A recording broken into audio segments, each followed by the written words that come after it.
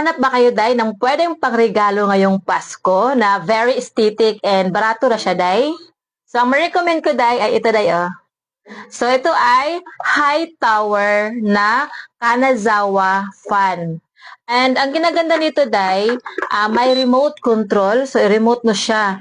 And malakas din yung hangin niya, Day. Kita niyo, oh, mandar siya, oh, di ba? Mahangin, oh, tinan nyo. Tinan nyo, ay, ano ko sa ano ko. Very, very aesthetic kayo, Day.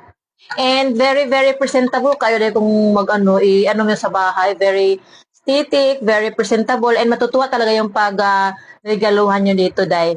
And kung naghanap din kayo ng pwede pang pang paraffle, di ba, kasi magpapasko man. So, ito din, Day, utsada siya, Day. And malakas siya, Day, ha. Hanggang 30 yung pinaka-ano dito sa, ano niya, sa speed niya. Malakas na, tapos may swing din to, pwede mo siya paikutin. Then, space saver din to, Day. Kaya, ganito siya, Day, space saver din siya, Day. So, kung naghahanap kayo ng katulad sa akin na mga medyo malinis tingnan sa bahay, di ba? Aesthetic kasi siya color white. So, go for this product. Recommended ko to, Day.